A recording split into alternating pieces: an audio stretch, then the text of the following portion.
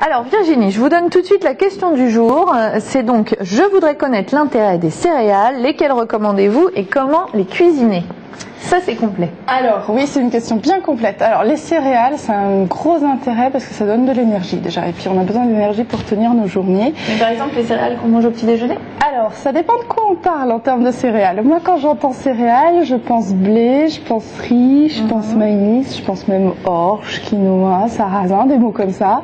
Et à côté de ça, il y a les céréales de petit déjeuner. Donc ça, c'est encore autre chose.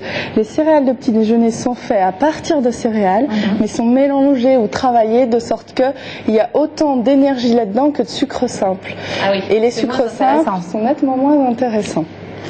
Et l'autre chose, il y avait dans la question de lesquels manger, lesquels cuisiner, je crois. Oui. Alors, lesquels manger, finalement, on se rend compte qu'en France, on mange du blé, beaucoup. Quand on mange céréales, on pense blé. Voilà, on mange des nouilles, on mange des pizzas, on mange du pain, on mange de la farine quand on cuisine, on mange du blé. C'est une bonne céréale, hein, c'est une belle céréale, mais il n'y a pas qu'elle. Présent en trop grand nombre peut-être. Disons que le fait de pas trop varier de variétés de céréales, on varie pas non plus sur les vitamines que ça peut nous apporter. Je pense notamment aux vitamines du groupe B, il y en a beaucoup. Et autant il y en a un peu dans le blé, autant il y en a un peu dans le riz, autant il y en a un peu dans d'autres. Et l'idée c'est de les varier pour trouver notre équilibre. Surtout par méconnaissance, on ne les connaît pas forcément les autres céréales. Exactement. Et les autres, en fait, il y en a une dizaine. Et classiquement, je suis sûre, si je vous demande, bon, vous allez me dire maïs, vous allez me dire riz.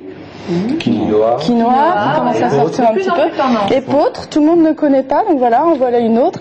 Il y en a une aussi, voilà, une très ancienne, le sarrasin, le blé noir, excellente, que l'on consomme qu'en galette. J'en ai apporté un petit échantillon pour vous montrer. Ça, c'est du sarrasin, des petites graines comme ça. C'est très esthétique dans l'assiette. Alors, comment ça se cuisine? 20 minutes dans l'eau bouillante, comme toute céréale en fait, 20 minutes dans l'eau bouillante salée. Et on retrouve dans l'assiette ce goût de la galette de blé noir qui est absolument savoureuse. Comme ça, tout seul. Comme ça, tout seul. Comme on prépare des pâtes. Comme avec des pâtes, on peut faire une petite sauce tomate pour aller avec. On peut faire, enfin, il y a plein de façons de les agrémenter ces céréales. Donc, peut-être les redécouvrir. Viande, poisson. Voilà. On fait souvent poisson avec du riz.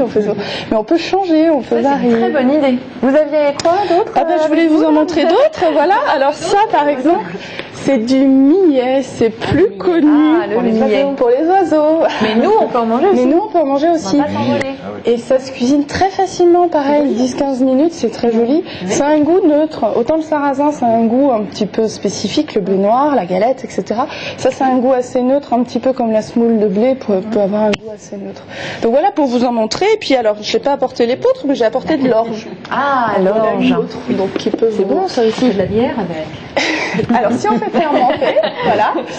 Là, quand on ne fait pas de la bière avec, en fait, quand vous buvez de la bière, vous mangez des céréales. Transformer un petit peu, voilà, c'est un peu ça. Les céréales avec modération, évidemment. Évidemment. Comme quoi, il faut bien préciser de quoi on parle. Hein. Quand on dit un mot, de quoi on parle, de bière, de céréales, c'est plus du tout la même chose. Mais voilà d'autres choses que l'on peut consommer. Et si on n'est pas trop téméraire, qu'on n'ose pas les cuisiner comme ça, on peut les acheter sous forme de farine. Et quand on fait un gâteau, au lieu de mettre de la farine de blé, on met de la farine de blé noir, on met de la farine de petite épeautre, on met de la farine. Ça peut vraiment remplacer une farine. Ça remplacera complètement une farine traditionnelle. Ça changera à peine le goût de votre gâteau, et puis au moins ça fera une valeur nutritionnelle un petit peu différente que d'habitude. Également en termes de nutrition, des choses. En termes de nutrition, ça apporte des choses intéressantes parce que différents. Quelque part. Et puis en plus, c'est comme pour tout finalement. C'est comme fruits, pour les légumes, c'est la variété. Voilà. Vous me diriez tous les jours, je mange des fruits, mais je mange que des pommes. Hein. Je ne mange que des pommes. Je dirais c'est bien, mais il va vous manquer la vitamine C de l'agrume, il va vous manquer l'antioxydant du raisin, il va vous manquer. Aucun aliment n'est assez parfait pour être mangé tout seul. Et puis en plus c'est triste. Voilà. Donc l'intérêt de manger les fruits de saison parce que c'est très varié. Complètement. Et puis, voilà. Complètement. Et donc d'où l'intérêt de varier un petit peu nos céréales, surtout qu'en France on en produit quand même pas mal. On est assez bien lotis pour ça. Amusez-vous avec les céréales. Merci beaucoup Virginie. Je vous en prie. Et puis pour retrouver bien entendu des idées de recettes, on peut se rendre sur votre site internet maigrirdemi.com. Exactement. Merci à tous. Ghislain, vous restez avec nous après la pub, on parle de cinéma. Oui. Rendez-vous tout de suite dans Tout sur un plateau.